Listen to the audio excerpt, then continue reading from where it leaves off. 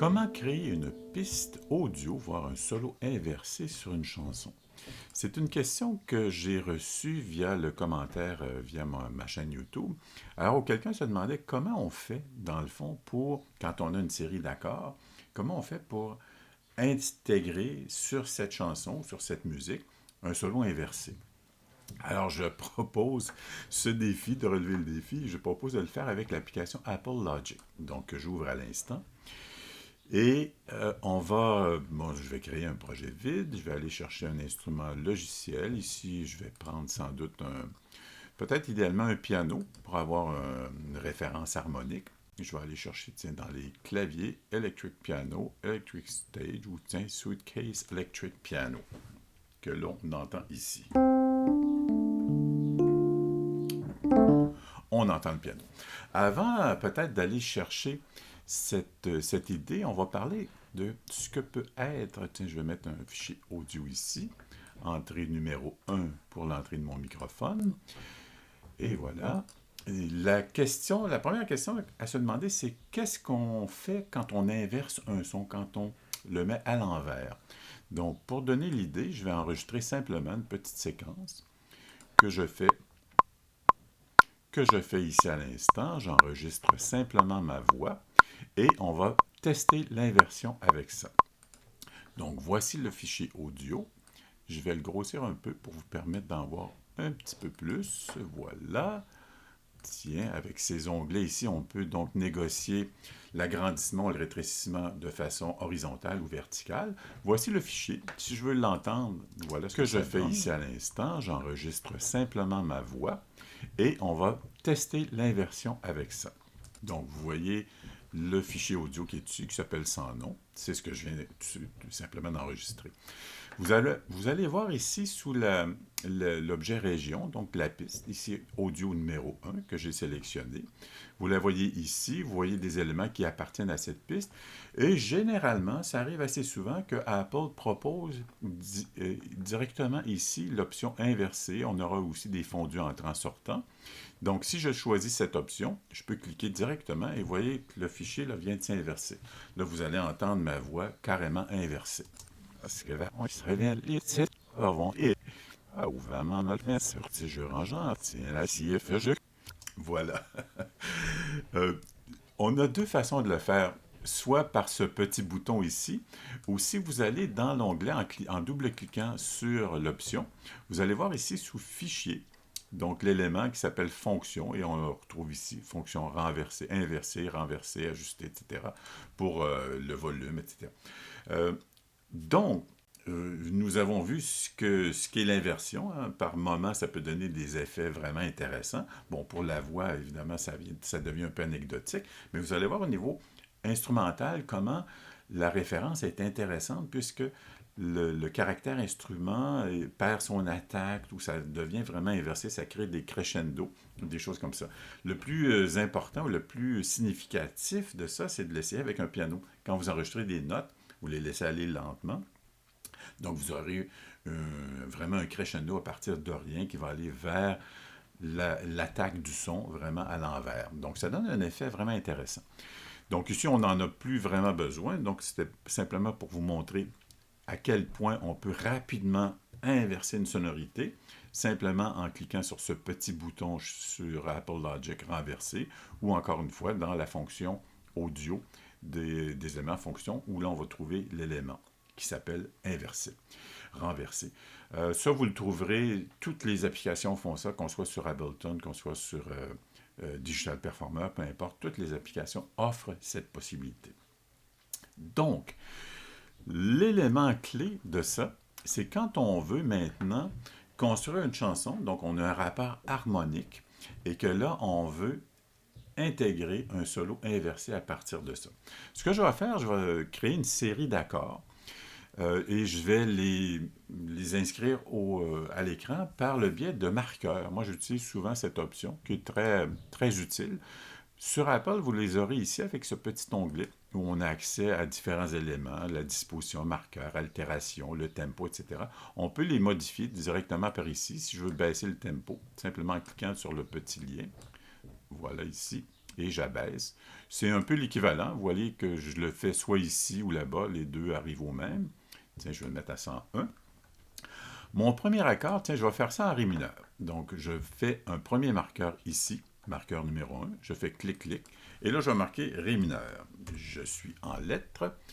Donc, je vais le garder, disons, 2 mesures. Après ça, ici, je vais mettre un autre marqueur pour l'accord de Sol mineur. Donc, c'est quelque chose d'assez simple. L'autre ici, je vais mettre un autre marqueur, donc plus, et je vais faire double clic. Je vais marquer Si bémol. Ici, numéro 7, je vais faire un autre marqueur où je vais marquer l'accord de La septième. Une suite assez simple, assez logique. Et ici, c'est-à-dire à la mesure 9, je reviens avec un autre marqueur pour la finale avec Ré mineur. Donc DM. Voilà.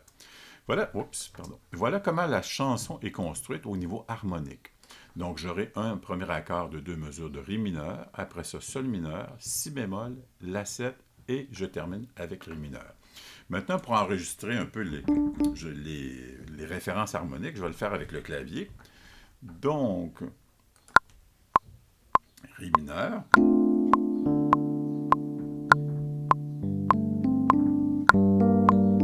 Sol.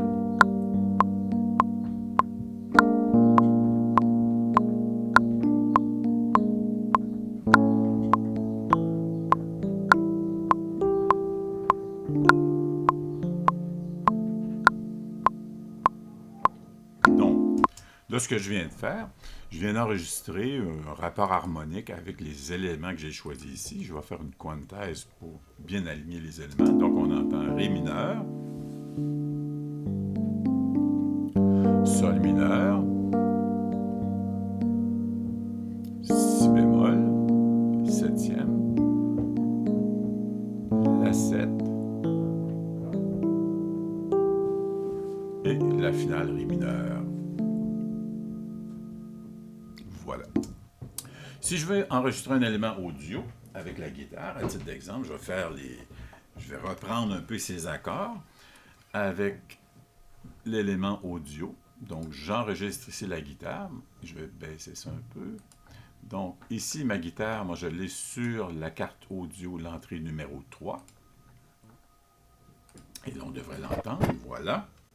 Donc, la guitare, je vais reprendre un peu les mêmes accords, vraiment dans l'ordre. Tiens, je vais faire ça. Donc,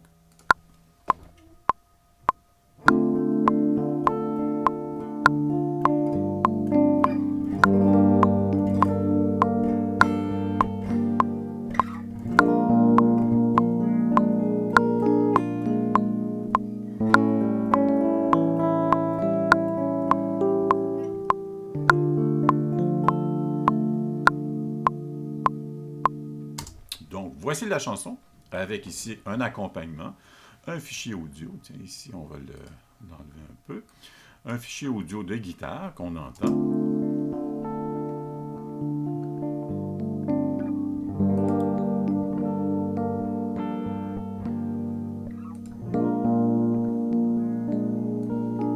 Tant qu'à aussi bien mettre un peu d'enrobage avec un chorus.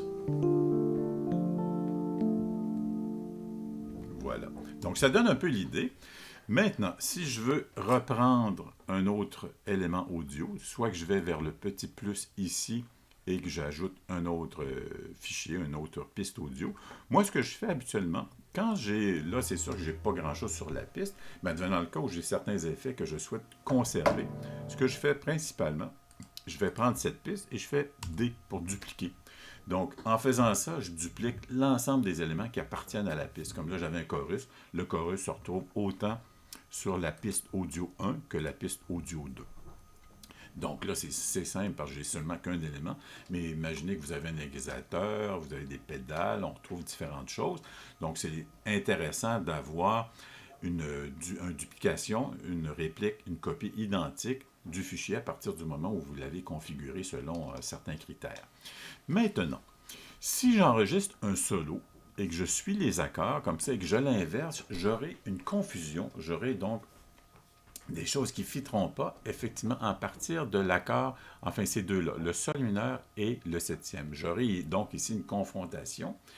Quand on fait ça, et c'est là le côté génial, parce que quand on pense à cette idée, on revient effectivement à George Martin, le cinquième Beatles, où effectivement il avait demandé à George Harrison de créer un solo et à partir d'une chanson, à l'intérieur duquel lui savait qu'à la fin, il allait inverser le solo en question.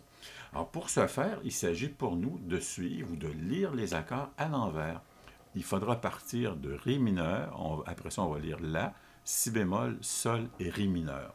On va carrément lire la suite à l'envers et après on va faire l'inversion. Pour ne pas avoir de conflit et que on ait de la difficulté, moi ce que j'aime bien, c'est que je mets la guitare, enfin l'élément qu'on va enregistrer en solo ici. Donc pour ne pas entendre ces éléments, parce que quand j'arriverai ici à la mesure 3, j'entendrai mon enregistrement qui va faire un sol mineur, mais moi il faudra que je joue sur un La septième. Donc on a un beau petit conflit ici. Donc en faisant le solo, j'entendrai que le clic. Ça va me permettre de garder donc le rythme. Et après ça, j'inverserai et vous allez voir que tout va bien tomber. Alors, je pars l'enregistrement et là, pour moi, il s'agit de suivre le Ré mineur, La 7, Si bémol, Sol, Ré. Je lis vraiment à l'envers. Donc, allons-y avec un Ré mineur.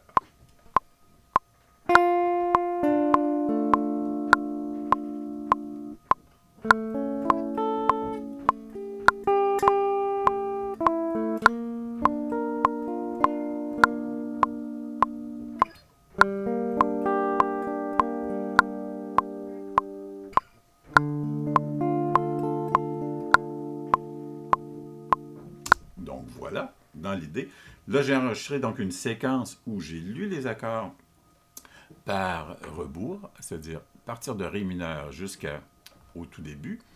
Et là, si j'inverse cette proposition, cette piste, vous allez voir.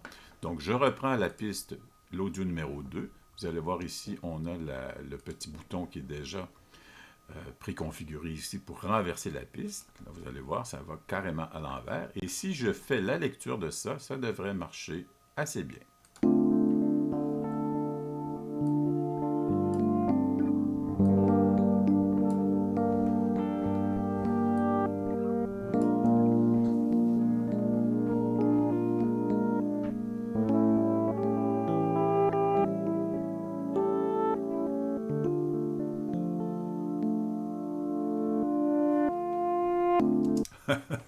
Ah, c'est cool comme idée.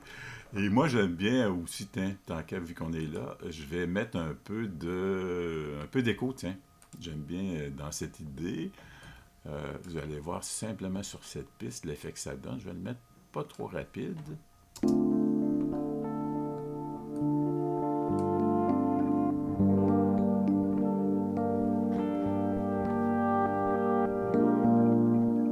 Ah, vous voyez l'effet.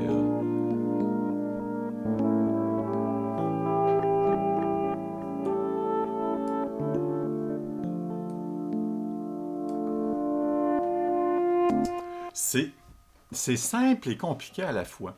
Ce qui est important quand on pense ou qu'on veut faire un solo inversé, mais qu'on a un rapport harmonique fort, comme ici une suite d'accords que je ne peux pas inverser, c'est-à-dire si j'improvise sur ça et que je le mets à l'envers, il y aurait effectivement des conflits entre la mesure 3 et la mesure 7, puisque là, ils sont inversés.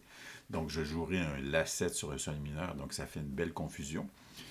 Et évidemment, quand on est dans un contexte, moi j'utilise souvent ça dans un contexte un peu vaporeux, suspensif, donc où il n'y a pas de référence, donc qui fait qu'on le met à l'envers ou pas, ça crée vraiment une ambiance parce qu'on est dans un mode ou des choses comme ça.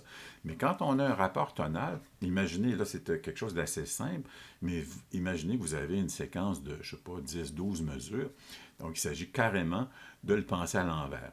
L'autre point qui est intéressant, il ne faut pas oublier que quand vous faites disons, si je reprends, je vais vous mettre la guitare ici en écoute. Tiens, je vais enlever les effets. Voilà.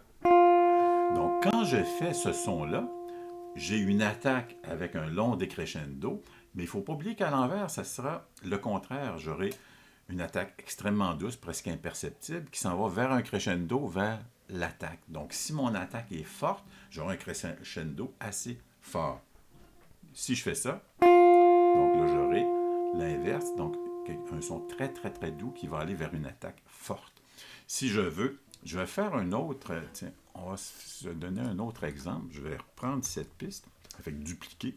Je vais la mettre en solo, encore une fois, puis là, je vais faire des sons peut-être un petit peu plus aigus pour voir à quoi ressemble l'idée. Donc, encore une fois, si je veux inverser cette piste, il faut pour moi de lire cette séquence à l'envers, partant de Ré mineur, La 7, Si bémol, etc. Donc, j'y vais avec ça.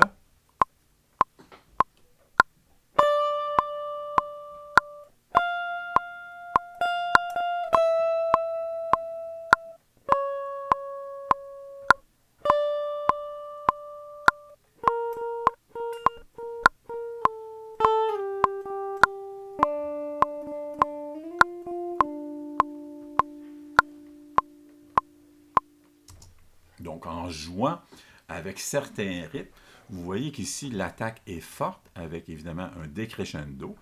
Quand je l'inverse, je renverse le tout. Alors, vous voyez ici que l'attaque est extrêmement douce, presque imperceptible, et que l'élément vraiment fort au niveau du rythme va arriver ici. Donc, moi, j'ai commencé avec un enregistrement assez dynamique en ayant des pulsations. Donc, vous voyez que cet élément se retrouve à la fin. Donc, si je voulais, à la fin de ma section, avoir quelque chose qui se termine tout en douceur. Donc, il faudrait que je fasse l'inverse. Donc, je commence en douceur pour que ça soit à la fin. Donc, si on veut avoir une idée, je reprends celle-là, je remets ça, je remets l'effet tant qu'à, et je vais un peu les panner, tiens, pour avoir les deux solos, pour voir de quoi ça sonne.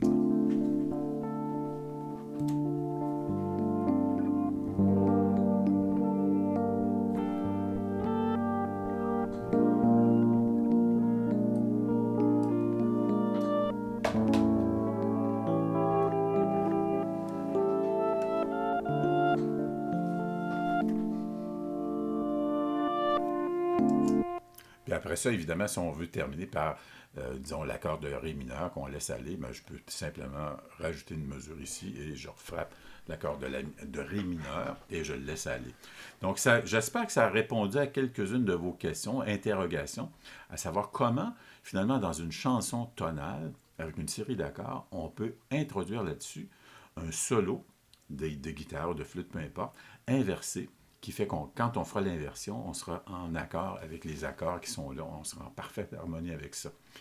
Donc, c'est Denis Dion qui vous remercie de votre écoute. J'ai bien aimé que quelqu'un me demande ce petit défi. Enfin, ce défi, parce qu'il n'y a jamais rien de simple quand on veut effectivement. Là, j'ai donné un exemple assez simple dans le contexte d'une série d'accords assez simple, mais évidemment, imaginons quelque chose d'un peu plus complexe harmoniquement parlant, où là, il faut vraiment travailler le solo pour aller chercher les notes clés des accords ou des éléments qu'on veut faire ressortir. Donc, c'est là qu'on fait de la musique. C'est là qu'on crée des choses qui vont au-delà de l'écoute et qui nous affectent, qui nous touchent émotivement. Alors, j'espère que cette vidéo vous a plu. Si vous avez aimé, ben, gênez-vous pas pour partager. Venir à l'occasion sur mon site, denisdion.ca. Dans l'immédiat, je vous souhaite une bonne inspiration et je vous souhaite de belles explorations avec cette idée que je vais sans doute reprendre avec l'application Ableton Live. Mais dans l'immédiat, je vous souhaite une bonne inspiration et surtout, effectivement, une bonne musique. Merci, à très bientôt, j'espère. Au revoir.